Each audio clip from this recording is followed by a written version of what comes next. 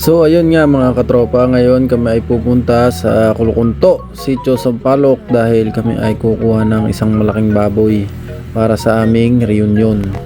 Siyempre kasama ko dyan si katropa at ang aking mama at ang aking mga tiyuin at pinsan dahil sabi ay magtitira daw ng malaki baboy.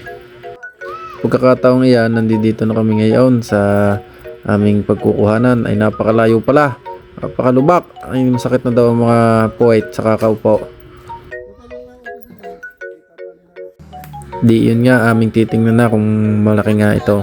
Dahil ito hindi na namin tiningnan at sabi namin ay paghanda na lang kami ng isang baboy. Ay nung makita namin ay napakalaki. Tingnan nyo naman, napakaganda. Yan at kikiluhin na, inilalabas lang ng may-ari. So panoodin nyo na lang. Di yun nga, inilabas na at aming titingnan. Sa tansya namin na rin nasa 120 nung kami nakita sa pagkakalaking iyan. Yan, kita nyo yan. Hirap na hirap pa yung may-ari sa pagtutulak sa laki namang iyan. Mga katropa, nagtitimbang kami ng baboy para handa sa reunion.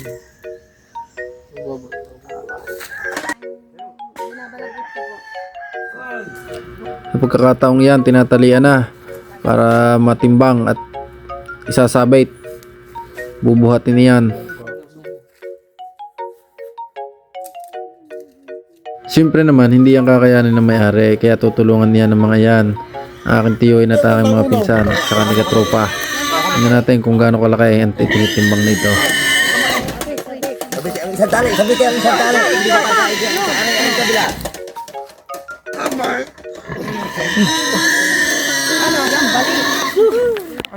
Nung natimbang ay pagkakagulat naman ay 150 ay talagang napakalaki ng diferensya sa 120. Di iyon, ikinarga na namin at kailangan na rin naman na rin sa reunion. Di ang iba'y paaambagan na lang. Nagkabayadan na sila diyan. 26,250 ang binayadan.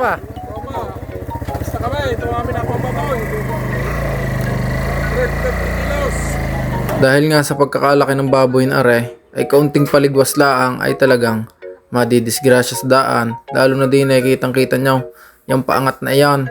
Talagang hindi kinaya, kaya naman bumalik pa at bumilaw. Bumaba kami sa sakyan at itinulak pataas para ito'y makaahon. Sabi ni katropa ay grabe ang hirap din sa baboy na are.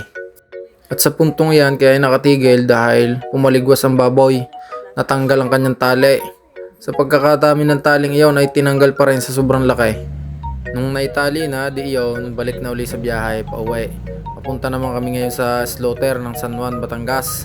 At doon na namin papakatay dahil mas madali doon at mabilis. At nung nakarating kami din sa slaughter sa may San Juan, ay di nagpatulong na kami kila kuya sa pagpapababa ng baboy dahil kami ay hindi marunong. Yan, tingnan nyo naman, pinutulak na papunta doon sa loob. At maya yan ay tapos na agad katayin. Yan, ilalabas na, kita nyo ga. Mga siguro ay naghintay lang kami ng 30 minutes at yan ay linis na. Sa buha, yan ay 150 kilos. Nung nakuha na lahat, pati ang mga dugo, lumabas ay 121 kilos. At pagkatapos niyan, pag-aapatin lang, kami uuwi na at dadalhin namin doon sa aming venue. Malapit lang din sa amin ang aming reunion. Kaya naman dadalhin namin doon para makatay na. At bukas ay lulutuin na lang ng lulutuin. Kaya naman abangan nyo na lang ang aking live sa aming reunion para mapanood nyo kung gaano kasaya. Sa susunod ulit mga katropa. Maraming salamat.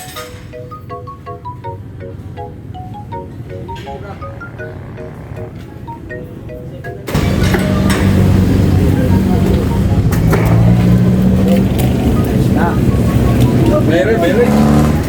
700 kuya. Salamat. Hey, kamusta? Sarado likod.